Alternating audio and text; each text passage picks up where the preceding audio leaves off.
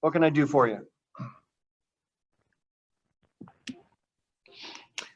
You mentioned you guys are going about 9 today. Do you have the pitching lineup or who's going to be starting today? It might not go 9. We might pull some guys out after a certain amount of pitches, but it could go 9. Minaya for 3. Then Soria is going to pitch. Petit, Diekman, Hendricks, 2. All relievers after that. McFarland, Wendelken, Schultz, Weems.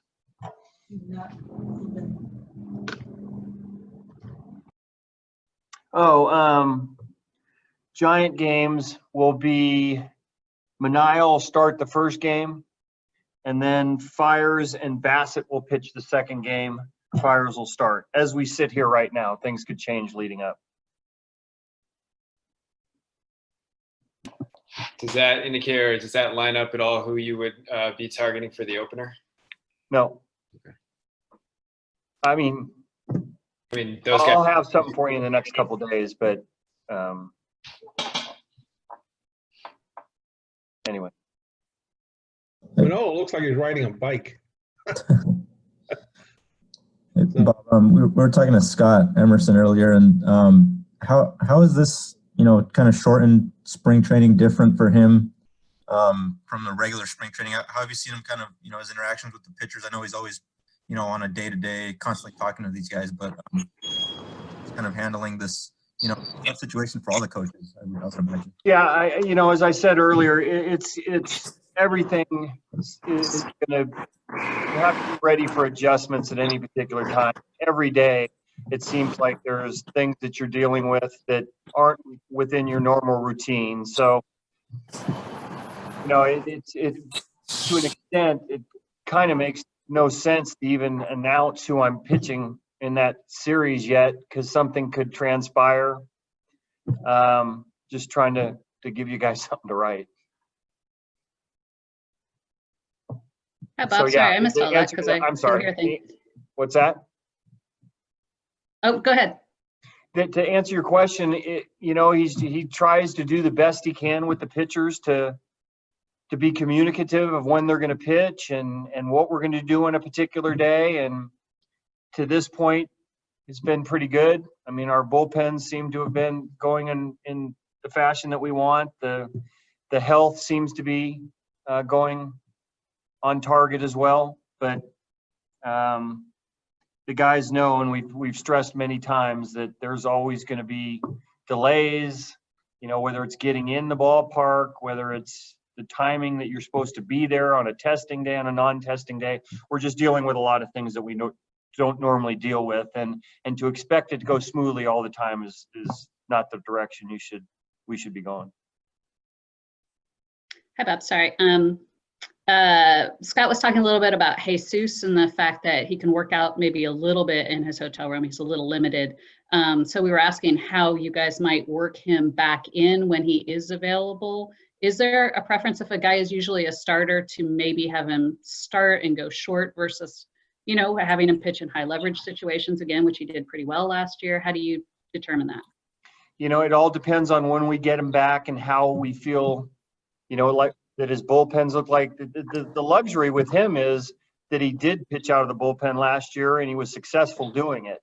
So we'll do whatever is best for him and the team, but it depends on when we get him back. I mean, he's already politicking for me. I'm going to be ready to go. I'm only going to need a bullpen or throw to hitters once. I'm going to be ready to go. We want to make sure,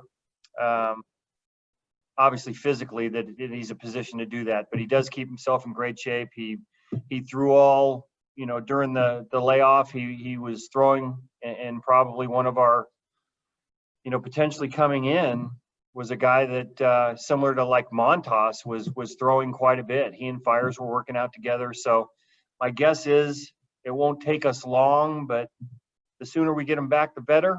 And we don't know when that's going to be yet.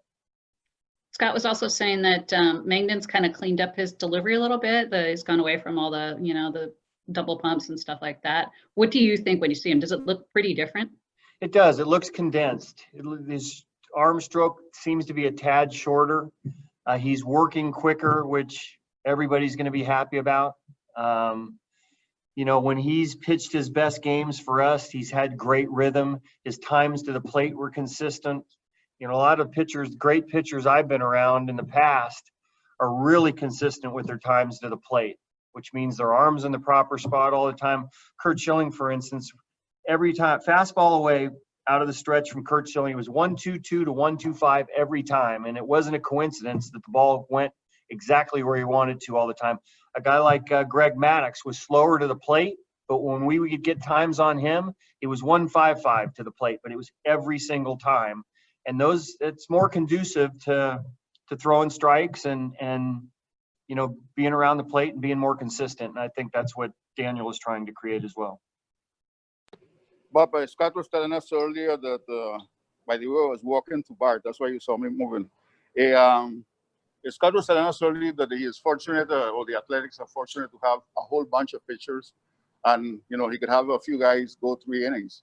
Is this I mean that probably in your case, your team and other teams probably are going to have a lot of games of 4 innings by their starters, 3 innings by their starters at the beginning of the season? Yeah, I mean, depends on how economical you are with those pitches, but I think it's probably fairly consistent. I do see some guys out there like Garrett Cole. It seems like he's going to be able to throw 100 pitches his first time out, but I don't think that's going to be the case with most. So the second guy that comes into a game is going to need to be stretched out, conducive to what the starter plus 2 innings from the next guy would be. So yes, we will have some guys throw 3 innings. I mean, JB at some point I think is going to go 3. Yeah, the next wave of guys are going to be extended a little bit more, and that's what we're working on with them right now.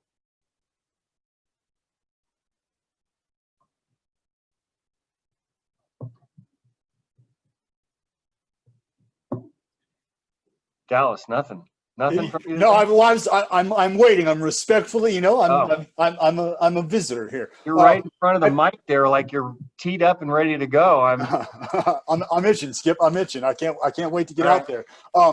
But have you and Emo talked about or entertained any different sort of approaches to deployment of the bullpen and starters? I know the piggyback situation gets kicked around. I don't know if that's something we entertained, but we've entertained the opener.